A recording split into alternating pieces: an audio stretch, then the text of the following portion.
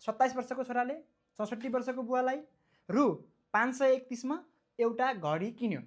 27 64 531 27 64 531 यसरी लेख्ने र 8 9 10 11 बाट 14 सम्म मजासँग लेख्दै जाने र तपाईलाई 2 नम्बर प्रदेशमा कतिवटा जिल्ला छन् भने 8 वटा।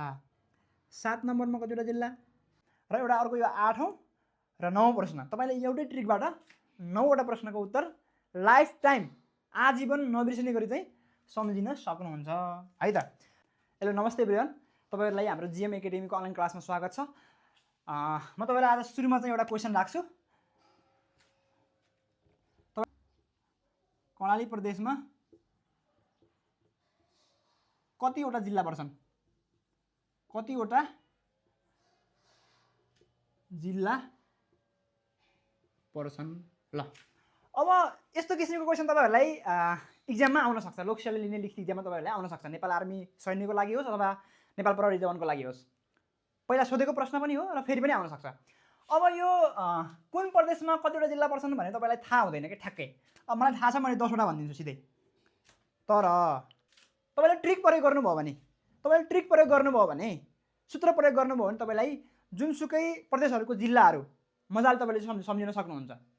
म तपाईहरुलाई आज यस्तो ट्रिक बताउँदैछु जसले गर्दा तपाईहरुले 7 वटै प्रदेशमा पर्ने जिल्लाहरुको संख्या चाहिँ मजाले याद गर्न सक्नुहुन्छ र सबैभन्दा ठूलो प्रदेश कुन हो जिल्ला संख्याको आधारमा र जिल्ला संख्या कम भएको प्रदेश कुन हो भने तपाईहरुले मजासँग सम्झिन सक्नुहुन्छ। यहाँ चाहिँ सूत्र लेखौँ है त। सुरुमा चाहिँ सूत्र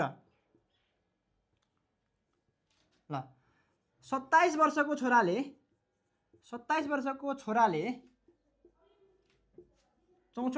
बुवालाई है 27 वर्षको छोराले 64 वर्षको बुवालाई रु 531 मा एउटा घडी किन्यो है त। ल यो चाहिँ सूत्र भयो। मानौ तपाई चाहिँ जागिर खानुभयो हैन, नेपाल आर्मी सैन्य अथवा नेपाल प्रहरी बन्नुभयो, तपाईले चाहिँ आफ्नो जागिर खानुभयो र तपाई 27 वर्षको भएको अवस्थामा चाहिँ तपाईको बुवा 64 वर्षको हुनुभएको हुन्छ र 27 वर्षको तपाईले चाहिँ तपाईको बुवालाई रु 531 को एउटा घडी किन्नुहुन्छ गिफ्टको रूपमा है त।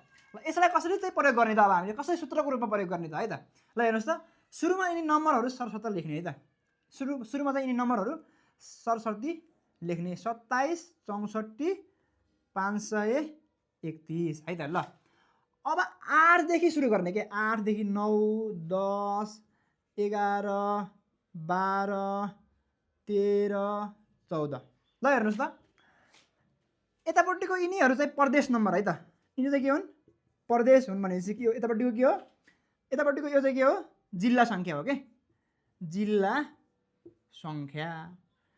त्यसो भए अब तपाईले भन्नुस् कर्णाली प्रदेश भनेको 6 नम्बर प्रदेश हो हैन? 6 नम्बर प्रदेशमा 10 वटा जिल्ला पर्दो रहेछन्। 27 वर्षको छोराले 64 वर्षको बुवालाई रु 531 मा एउटा घडी किन्यो।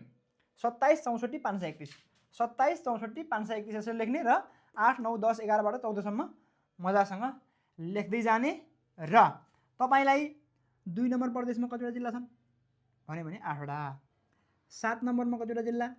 9 वटा। कर्णालीमा 10 वटा, गण्डकीमा 11 वटा, लुम्बिनीमा 12 वटा, अनि यो बागमतीमा 13 वटा र 1 नम्बर अथवा कोशी प्रदेशमा कतिवटा जिल्ला छन् भने चाहिँ 14 वटा।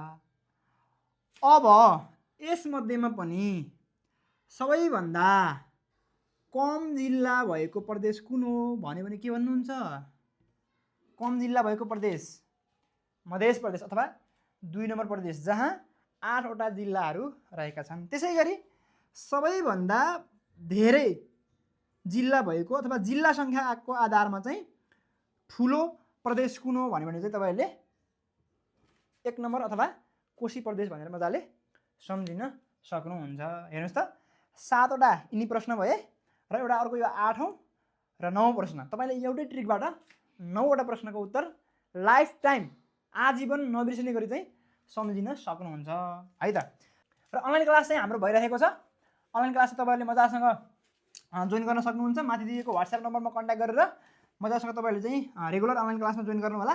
तपाईलाई सबै कुराहरू यसरी ट्रिक प्रयोग गरेर मजाले सिकाइनेछ। आजदेखि क्लास जोइन गर्नुहोस्, किनभने पछि जोइन गर्छु भनेपछि चाहिँ तपाईँहरू अरूभन्दा चाहिँ प्रतिस्पर्धीभन्दा पछि पर्नुहुन्छ, लोकसेवामा कम्पिटिसन हुन्छ होइन। कम्पिटिसन हुने भएको हुनाले चाहिँ अब तपाईँले आजदेखि नै क्लास जोइन गर्नुपर्ने हुन्छ। अब त्यस विषयमा चाहिँ तपाईँले आफै सोच्नु होला।